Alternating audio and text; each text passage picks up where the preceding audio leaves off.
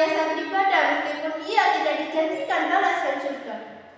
Sebab kedudukan sebagai hamba ciptaan Allah senantiasa sudah lebih dari cukup mendorong dirinya untuk beribadah dan beramal kebajikan.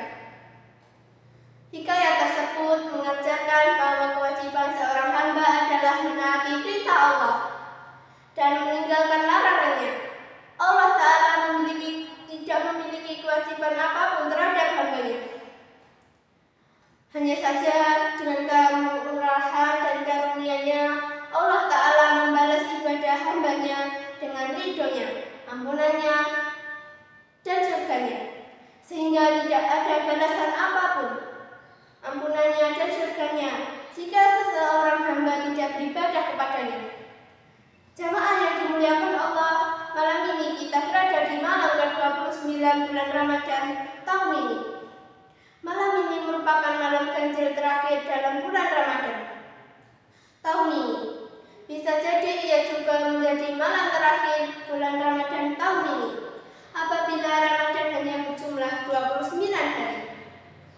Berdasarkan hadis-hadis sahih Imam Ibnu Rajab Al-Hambali menjelaskan bahwa dosa-dosa umat Islam yang telah lalu akan dihapuskan dan diampuni oleh Allah Ta'ala. Bukan bulan Ramadan melalui minimal 3 amalan. Pertama, dosa-dosa yang diampuni tidak perlu menunggu selesainya bulan Ramadan, yaitu dengan melaksanakan sholat tarawih dan sholat witir pada malam Lailatul Qadar.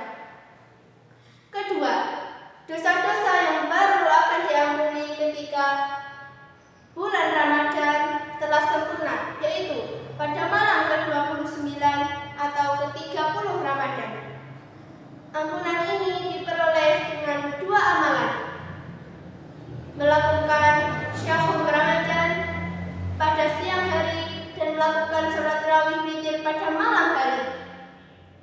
Sejak hari pertama sampai terakhir Ramadan ini, alhamdulillah kita dengan sabar dan disiplin mampu melakukan syahum Ramadan pada siang hari dan melakukan sholat witir pada malam hari.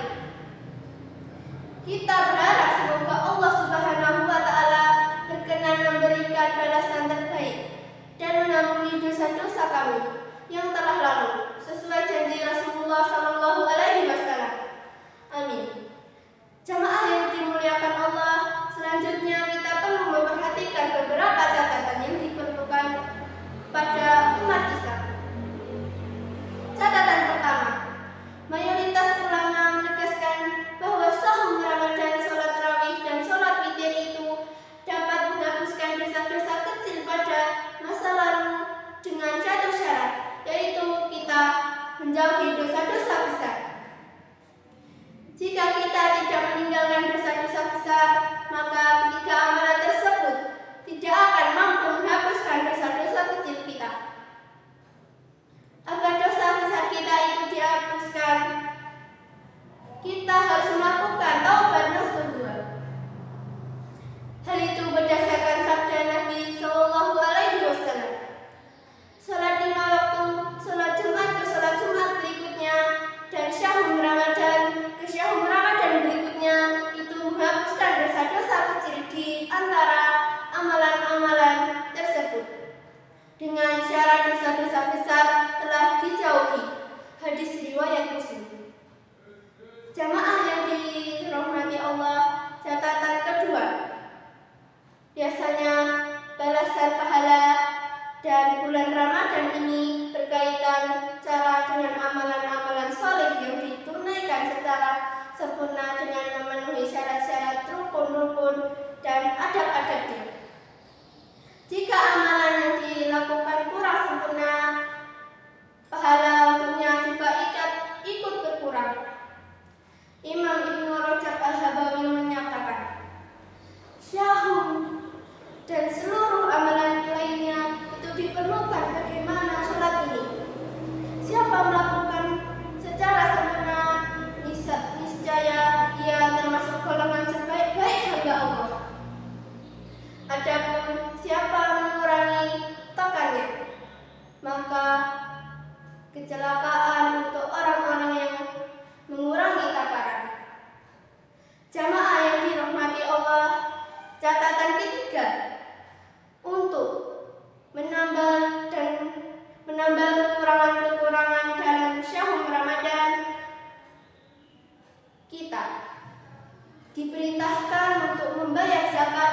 fitrah kepada orang-orang yang bentuk menerimanya. Hal itu berdasarkan hadis Rasulullah SAW mewajibkan zakat fitrah untuk membersihkan dosa orang yang berpuasa dari ucapan-ucapan sia-sia dan ucapan-ucapan jorok, serta untuk memberikan makan kepada orang-orang miskin. Hadis riwayat Abu Daud dan Ibnu Majah. Demikian materi Kultum Ramadan dengan judul 3 catatan di penghujung bulan Ramadan. Pada penghujung bulan suci Ramadan ini, semoga Allah Subhanahu wa Ta'ala menerima amalan-amalan kebajikan kita dan mengampuni dosa-dosa kita yang telah lalu. Amin.